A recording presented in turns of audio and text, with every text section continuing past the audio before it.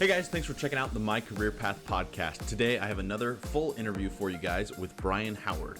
Brian is actually an associate dean at BYI-Idaho as well as an executive producer, and he's been in radio, broadcasting, TV for most of his life, honestly. So it's fascinating to hear his story, how he kind of bounced around through different jobs just to end up where he is, teaching students at BYUI and helping develop a program that goes on every week on Sundays for BYU TV. So hope you guys enjoy. Let's get into it.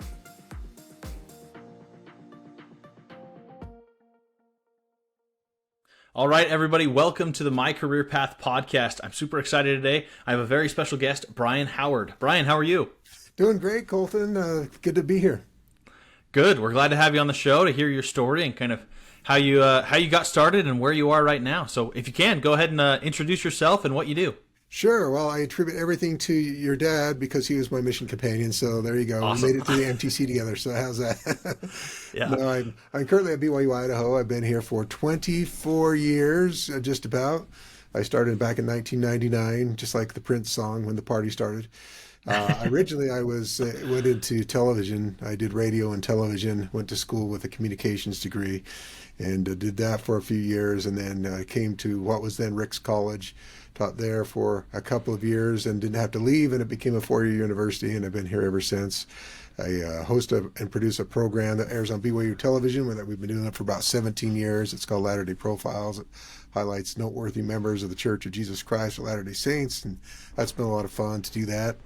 And so that's kind of in a nutshell. And now I have a title as an associate dean for faculty development, and it's the College of Business and Communication, which houses finance and economics, business management, accounting, communication, and economics. So that's the college I'm in. So we're kind of communication is kind of the odd man out when you start talking about that. Yeah. But hey, I can talk finance with anybody now, I guess. Well, that's awesome. Well, hey, I'm super glad to have you on the show. I'm excited to kind of hear your story. How'd you kind of decide to go into communications? What kind of led you to that and the broadcasting aspect as well? Sure. Well, I was like a lot of people, didn't really know what I wanted to do. When I was a missionary, I had some ideas that maybe it would be a good idea to go into something that was TV related. You know, back in the 80s and 90s and pre-internet days, so stuff like this wasn't available. So if you wanted to watch something, it was on television or on the radio. Right. You had to buy a slot. You had to make sure you had your time. Yeah, all that kind of stuff. And I was a big sports fan, so when I came to Rick's College, we had a 1-watt radio station, 1 watt of power. Think about a light bulb and how much power 1 watt is.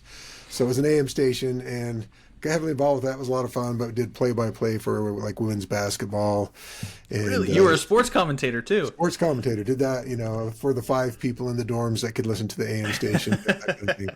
And so I got involved with that. That was in my last semester at Rick's College. I really didn't know what I wanted to do, so I took a station just kind of haphazard. It was radio station operation. It was a class I took, and that's what we did. So I got involved with that, and with that, I decided that was the direction I wanted to go. So I went to Southern Utah University, and there I majored in communication. I got a broadcast journalism degree, and I did newspaper. I was a sports editor for the paper for a while, and then we did play-by-play. They have a local cable outlet. We had SUTV, Southern Utah Television, and then a local cable station. So I did basketball and football. It was a hard time. There was a lot of heavy equipment. I have a hard time getting people to help me. So I'd spend, if a game was at like 5 o'clock, then I would start like at noon, and I'd pack all the equipment, get it all set up, and then I'd have some people would kind of show up, run the cameras for the game, and then leave, and I'd pack everything back up again. But that was fun. So I did that. That's what got me into it. Sports was the initial draw, but then I really enjoyed the career. It eventually took me into television news. Well, awesome. Well, I'm super excited to talk with you about it. Let's kind of go through all of your jobs that you've held over your life. What was the very first job you ever had? Like probably as a teenager or maybe younger? Oh, very first job I ever had was called roguing weeds in a potato field. And so I was like 14, and you go and pull the weeds in a potato fields. I milked cows. We had cows, and so it kind of was a job. But my dad would split the money between me and my brother. We'd milk cows every morning and night. Oh yeah, family farm. I've had a lot of people who are like, "Yep, I got my start on the farm." That's what I was working as soon as I could walk, pretty much. Yeah, that was pretty much it. So I did stuff like that. I worked at, my brother was a salesman at a car dealership, so I watched cars for a while. I worked planting trees in the forest up by Island Park because I had clear cuts where the beetles had ruined the trees. So went up there and planted trees, and that was an adventure.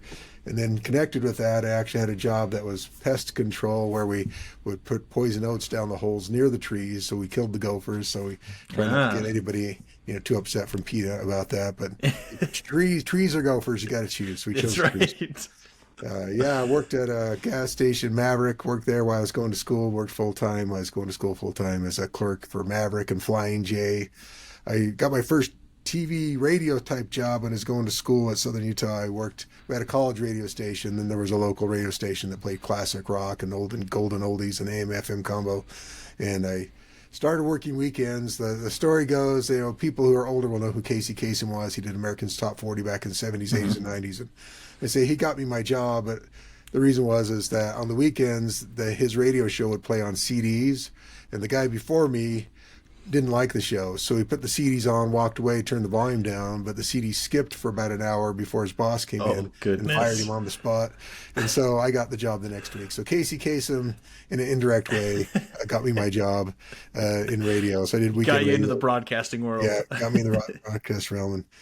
And from there, I did a lot of other odd things, but I got my first job in television in Pocatello. Worked at Channel 6 in Pocatello, KPVI. I was a news reporter initially, then I was the weekend sports anchor and reporter. Typically, you'd work 5 days a week, so I did 3 days of news, and on the weekends I did sports. On Saturday and Sunday, it's kind of a one-person show. You go out and get as much as you can, and did that for a couple of years, and then I wanted to get an advanced degree, so I ended up going to BYU, and I worked part-time. I worked for BYU in their first integrated newsroom. That was a big thing back then because newspapers and television were at odds with each other. This was a newsroom that everyone would supposedly work together, which they really didn't, but my job was to try to get them to work together. So I did that for a year, and then I went to work for the Missionary Training Center doing language training videos. We'd have language native speakers come, and we'd do the same scenario in Korean and Russian and Spanish and Portuguese. And so my job was to write up the little scenarios and we'd video them. And this was back when non-linear editing on your computer was brand new, and it took a lot of, computer power. So that was fun. I did that for a couple of years, and then not even about a year, and then I went to work for KBYU as a producer. We did a lot of live television back then. Again, this was before cable, BYU TV stuff. Yeah. So I did a lot of call-in shows. And so I produced those, did a show with the governor of Utah, a conversation with the governor.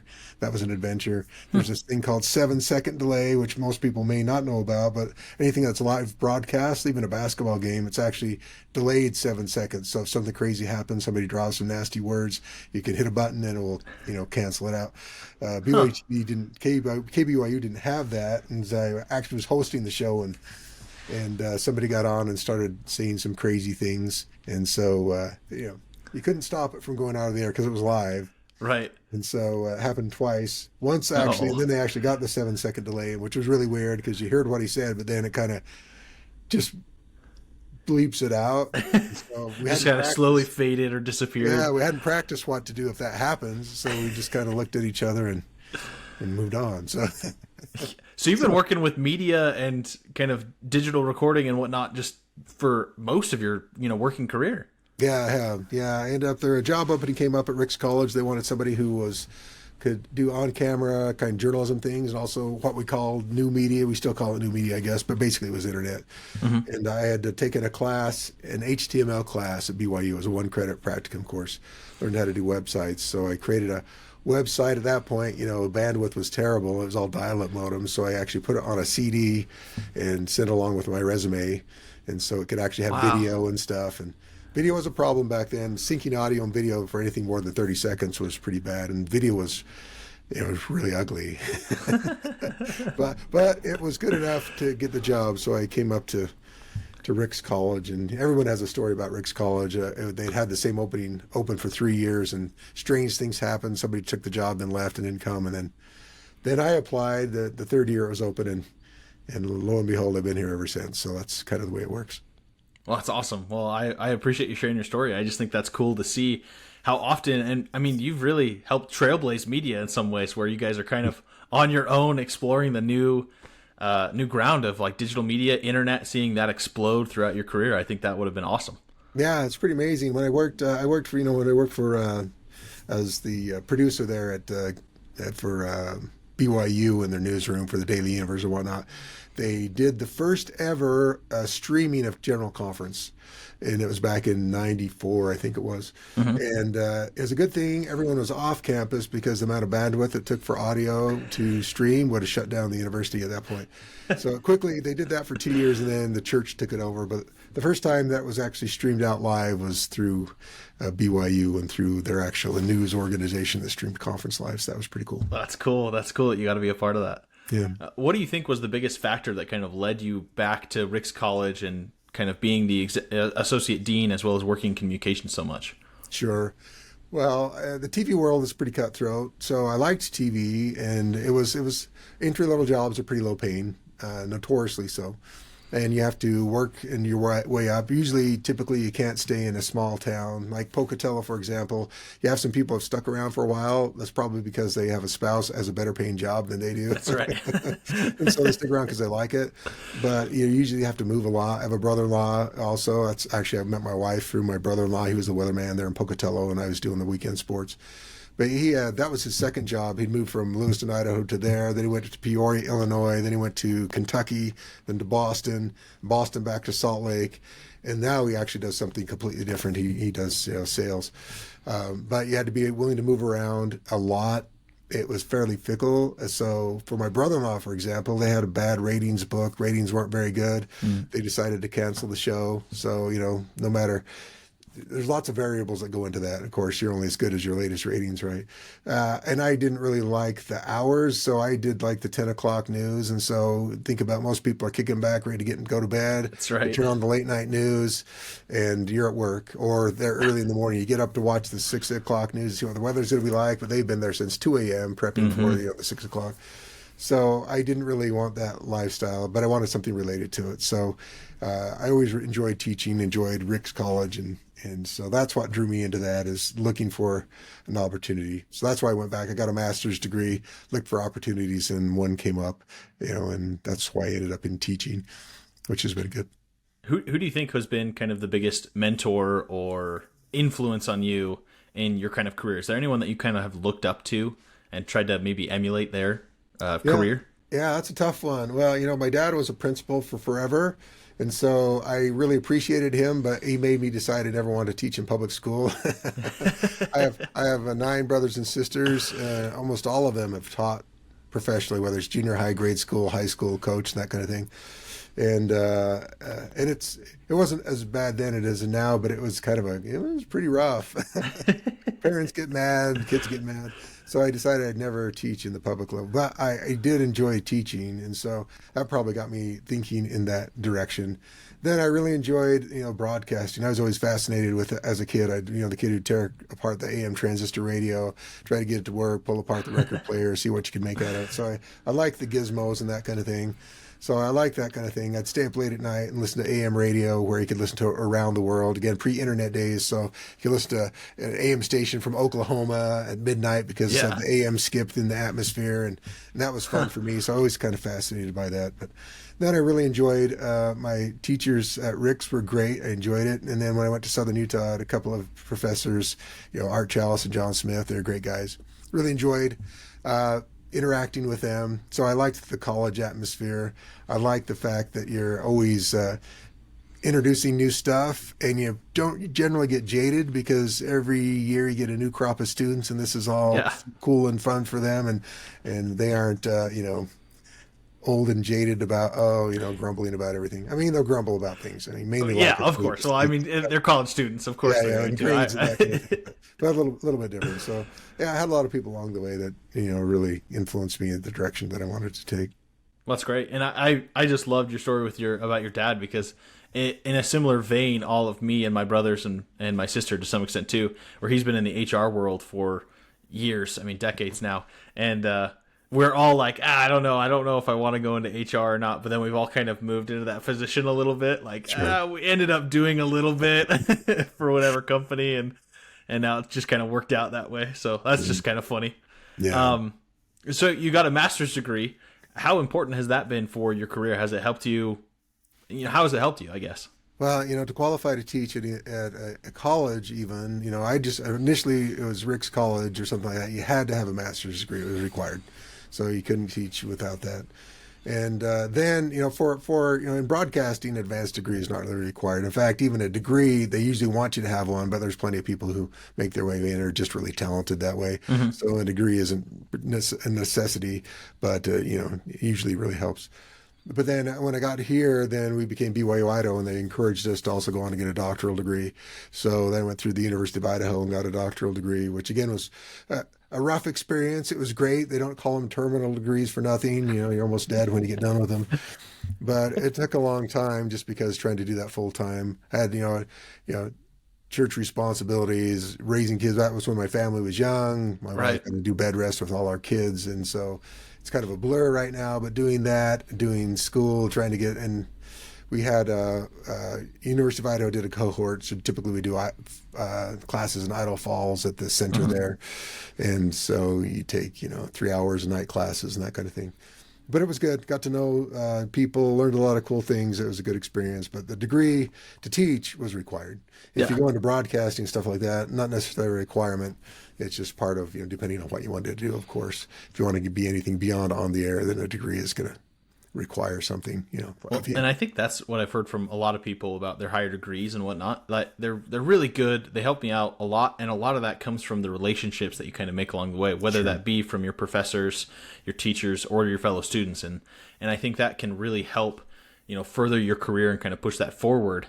Is making those relationships and making sure that you're actually building those relationships with those around you. Sure. Yeah. In fact, I hear all the time, students talk about, once I get out in the real world, once you get out of school, reality it's all around you, right? All those relationships that you're making. Surprisingly to some, somebody who graduated a year before you might have a job at a place where you want to be employed. And hopefully you didn't bail on them on that last group project. So their last memory of you is burning them, So you're definitely creating relationships. And I think if people look around, they'd be stunned how many people go into business or do business with people that they met when they're first going to college. So it's a big deal. But yeah, I would agree with that. Yeah. Well, explain your kind of current position right now and what you did on like a daily basis. So like what does a typical day look like for you? Yeah, so I do two things. One is my full-time thing, and one is the TV thing, doing a show for BYU Television. So that one, we'll go to the what I do now. So I teach full-time. I have a title of an associate dean. So as associate dean, my responsibility is help other faculty in their professional development. So part of that is every 5 years, someone can take a leave for a semester and work on their professional development. So they have to apply for that. So I help them through that process, and they work on a committee where we approve those, and there's funding that's involved with that. And then as part of that also is working with faculty just to help them, with their professional development. We do things like called brown bags, where we invite people in or we take on topics and we try to help people to get educated and just advance their skills. At BYU-Idaho, we're not a publishing institution like many are. And so our focus on research is on being better at teaching and being better at whatever your profession is, whatever you teach. And so a lot of things involved with that. Then in addition to that associate dean responsibility, then I teach. And so I teach digital social media as the primary course I teach right now, but I also teach a class in mass media as well. So at a day-to-day, I come in like today, I prep for class, I have hybrid courses. So we meet for an hour and a half, 2 hours, and go over the stuff we're working on. Today we're working on podcasting of all things, believe it or not. No way. So, yeah, that's exactly what we're doing today. And then I just came from a meeting just before this. We're talking about curriculum. We're revamping our curriculum all the time, trying to meet the needs of the students. So we went over that. It got a little, it was, I wouldn't say heated. People had many opinions. So we talked over that, and then and that's pretty much a day-to-day. So a fair amount of meetings. I have a regular meeting with the University Development Committee where we review these leaves for people, and then involved in some other committees as well. So yeah, it's good. It's fun to be part of that. And then the teaching, that's a little bit less now. When you're teaching full time. Here we teach a lot. You teach basically twice as much as most people because we don't do the research. So, but that's been good. For the other hat, so I've been producing the show Latter-day Profiles for BYU Television for about 17 years. We started out as a class project. I had worked at KBYU, which became BYU Television. Well, they're two different things, but BYU TV is the national and international broadcast place. And they became BYU TV. It's kind of a funny story. They got on, was it Dish or any one of the systems. And they told them, "Hey, great, we're starting you up within 24 hours, but you have to have 24 hours worth of programming." And so, if you ever watch BYU TV back in the early part of it, it was like conference talks and devotionals 24/7. Just replay certain things for that they had stored up. So I pitched a couple ideas, but came up with the idea that okay, we could do an interview program. I would be probably the only main thing because I, stay there year after year after year, and students would do all the production.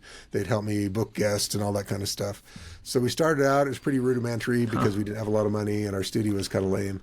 But over the years, we've improved our production quality and we do 24 episodes a year.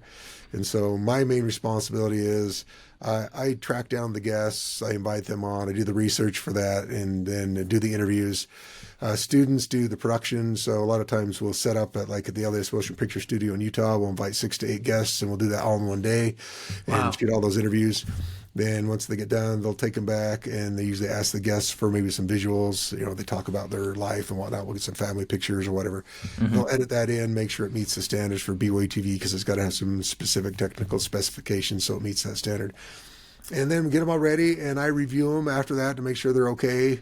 I'm the last one, so if there's a mistake, it's my fault. So if your name's misspelled, I was the final one who should have made that known. That's really cool that the students get to kind of come help and produce that, because I think that I've always loved in college just doing the projects. You learned a little bit with doing tests and whatnot, but to have that kind of hands-on experience of I helped produce this TV show, basically. I think that's way cool. Yeah, they can do most everything. I mean, the only thing they don't do, all the technical stuff. We've obtained a lot of really great equipment over the years. So when we go and set up, we did one just a few months ago, went down to St. George, invited some people there. We actually got an Airbnb and set up in there, and so we stayed for 2 days. And students pretty much do everything, and they're very good. And then we make sure we've got students who've learned good things. Yeah. so they can do it. And they help me out. They produce all the content for social media. And then my job is to review it. And then I schedule it on Facebook. You're the final stamp of approval that goes on things. Yeah, and I put it out there. So they do all the really, really hard production work. And so I don't have to do that, which is great. It's good. So that one airs every Sunday morning at 6:30 on BYU TV. We do 24 episodes a year, and it just keeps busy because you just get one season done, and then you start working on the next one. So it's fun. Is there a favorite part of kind of the broadcasting process that's you just really love? Do you love doing the interviews or the editing or the review? Or Sure. Well, I like all different parts of it. For that show, then I like prepping and interviewing the guests, and that's the most fun. Is typically then you can call up people and ask them to come and speak with you, and which if they just call somebody up and say, "Hey, can I chat with you?" and they say, "Who are you and why are you calling me?" How'd you get this number? But because most people either they can be familiar with, or I send them a link to it and they're familiar with the show, and so I can ask them to be a guest and then just get to know some really cool people. And ask people, they're not necessarily world famous. Some of them are, but some they just have great stories to tell. So that's really a lot of fun to be able to do that. I like that. I like editing a lot. I do stuff on the side. I do some stuff for some local news outlets now, and so I'll produce some stories for them. Do some documentary. I did a documentary actually about a local news anchor who retired after about 40 years and entered that into what was then the LDS Film Festival, now the Zions Film Festival. And, that's way cool. And they took third place in that, which is fun. It's fun to do stuff like that. So I like the whole gamut of it, but I do enjoy editing. But as far as that show, it's the interview process. It's my favorite. Talk a little bit about journaling, because I think that's something that people are very much interested in. It's very not easy to get into, but starting your own blog or starting a podcast or anything like that, I think that can be kind of an easy outlet for that. What was kind of your start at journaling? Well, for me, it's just putting into practice what I'm teaching primarily. So for me, I have multiple blogs. A lot of them are experimental. Some are better than others. Yeah. I have stuff out there to share. We created one specifically for a class, video journalism. And so I did stories and I put them on there and I kind of give the backstory about those kind of things. And so that's, for me, it's been a lot of professional practice, putting into practice what you're teaching. Same thing with, like, podcast stuff. We turn Latter-day Profiles is also a podcast, so I end up putting it into a podcast format and doing stuff with it that way. So, the thing is, anyone can have a voice, and you don't necessarily have to reach thousands of people. Somebody Right. what you're doing, if you got a dedicated audience that's interested, then and they have longevity as well. Something, if you're doing something about today's news, of course, that's going to be old after a while. But a lot of things like the shows we do, they have longevity. And, the people may change jobs. You can go back 5 years and listen to it, and their story still is relevant today as it was back then. So that's the cool part about it. So. Yeah, there's a lot of parts about it, but for me personally, that's been the biggest part of doing those kind of things, has been practicing what I teach. Otherwise, you get rusty and old pretty quickly, kind of thing. But the tools are so easily accessible. Like right now, you're using Riverside. The free version's great. You can pay a little bit more and get higher quality video. But at the same time, to do this, think about this. When I first started in TV, to do this would have required a satellite. Right. Pay time, thousands of dollars. You couldn't do it. And now you can. So, it's just so easily accessible. And then it's just putting together a product that, maybe there's an audience for. Well, and that's what I just think is so important, is that there's so much information and knowledge and training and whatnot that's available for free on the web as well. That if you're looking at pretty much any career or job or anything like that, you can start learning and applying that in whatever way, whether it's, starting a YouTube channel or starting your own, graphic design business. And I just like talking with people about it. Like I did an interview with Adrian Ropp a couple weeks back, and he talked about when he was starting out, he was a really good animator and drawer, and he would go to movie theaters when he was younger and say, hey, can I draw on your window to basically promote a movie or something? And they'd be like, well, we can't pay you. He's like, well, can I have a movie ticket? And he would just sell himself, and just finding ways that you can kind of, practice and hone those muscles and skills to really, grow into any career that you want. Yeah, I think so. And a lot of times people want, well, can I make money at it? Maybe, or be an influencer. But a lot of times it's just having a voice, and being able to share your ideas, and I think that's also a big deal. And where it costs you practically nothing. Mm-hmm. Yeah. And there is so much training out there. Just costs a little bit of your time, pretty much. Yeah, that's absolutely right. Well, that's awesome. Well, talk about some of the people that you work with, as far as on both the BYUI side and kind of the BYU broadcasting that you do.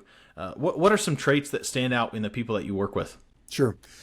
Well, my department here at BYU-Idaho is great. It's a communication department. So we have people, we're a little bit unique. A lot of communication departments, they focus in on one particular area. We chose to have a core area and then have emphasis areas. So we want everybody to know how to be a good public speaker, have interpersonal skills, know about media law, know how to interact with other people. So we have this core classes that whether you want to be a videographer, you want to be in public relations, or you want to be visual, then we want people to have those. People often call them the soft skills, but we're trying to reframe that to power skills, because you look at about any job description, and you have to have the technical acumen, but they want you to be able to communicate, write, and if you can't do those things, you can't tell about your skills. And so that's an important part for us. So we have a kind of an eclectic group, but everyone has professional backgrounds. We have people come by news journalism, from public relations, from visual media, and that kind of thing, and they're great folks. And all of them, like academia, but we're a little bit different. Again, BYI was a little bit different than even Provo or other places where we don't research for publish. We're not publishing and putting things out there. Our sole goal is to teach and get better at what we teach. So it's a little bit different mentality. We don't have faculty rank here, so there's not professor, associate professor.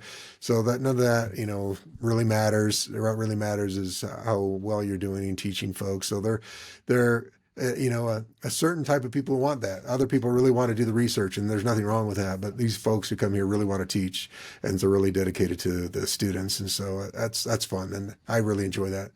Well, I think that's awesome to know too, just because if you were going to go to BYUI, or maybe you're going to BYUI, the people there really want to teach. Like that is their primary goal, is teaching.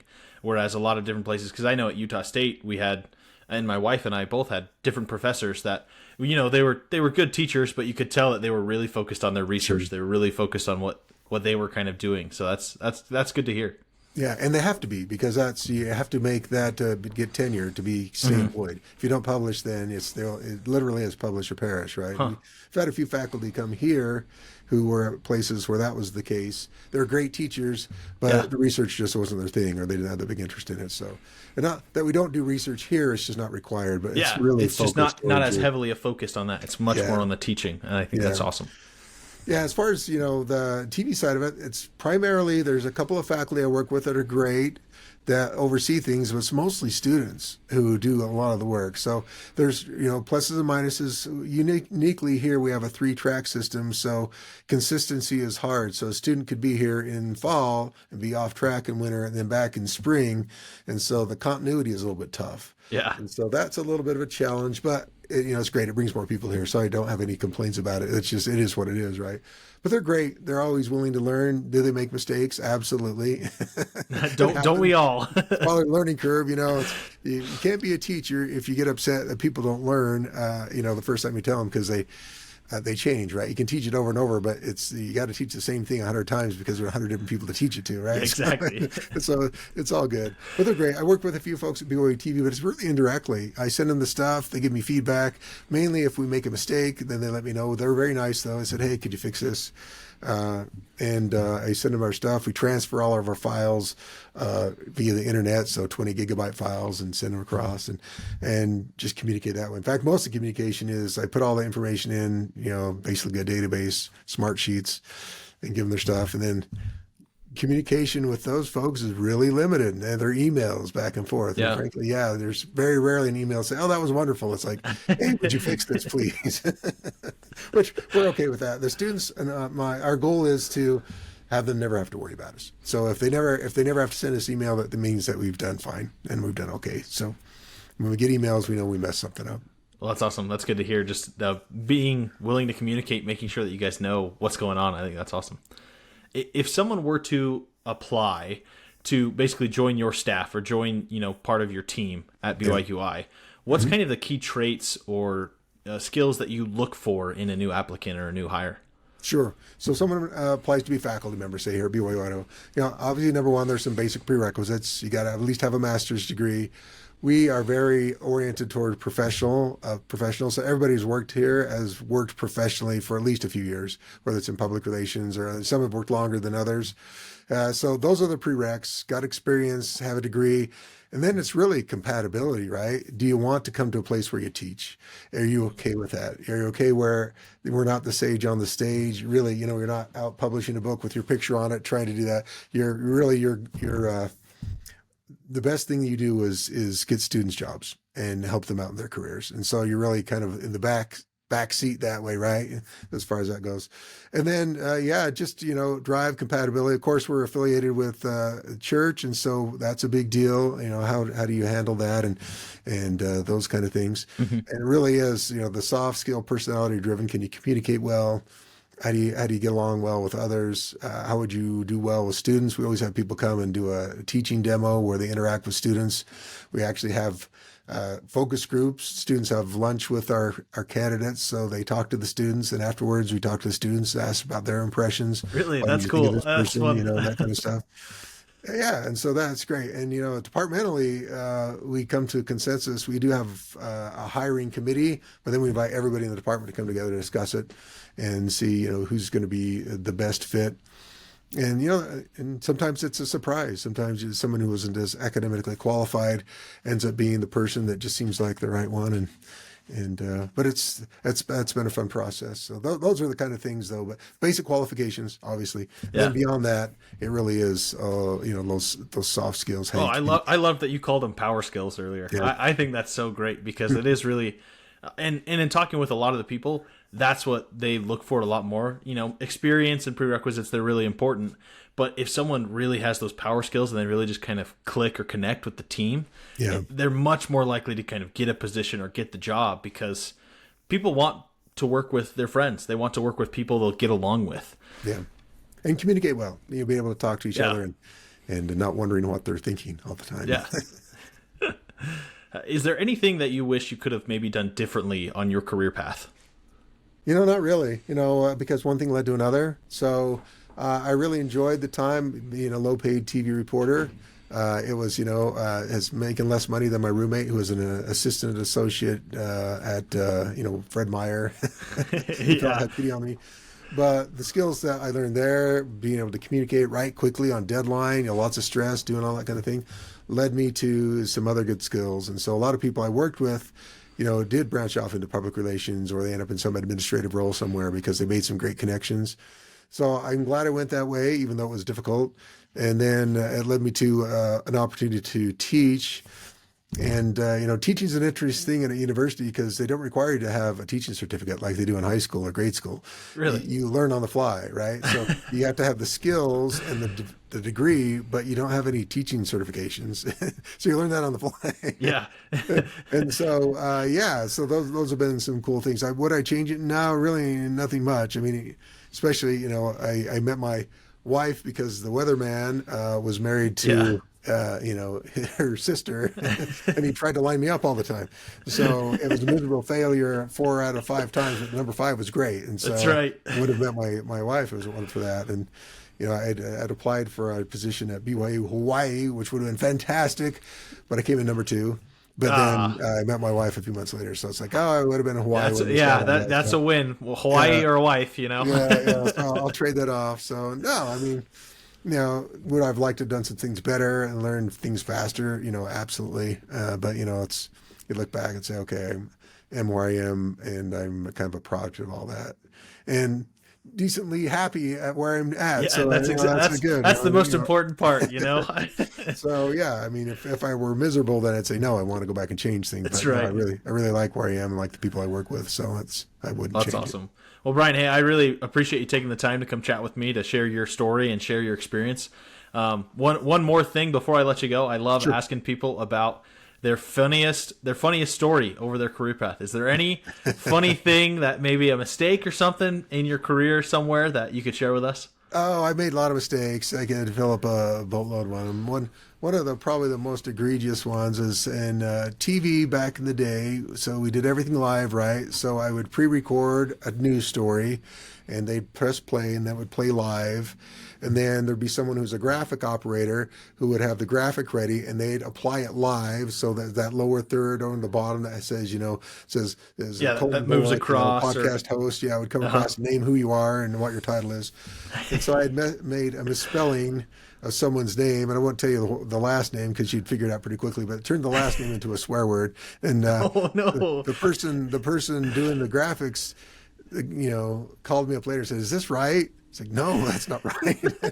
But they put them up anyway. So it's too late. Have a 5 o'clock newscast and then a 10 o'clock. So at least for 10 o'clock, it wasn't a swear word on there kind of thing. But yeah, I mean, those kind of things would happen a lot, live on air things where you just, make mistakes and just have to live with it, kind of thing. That's awesome. I love it.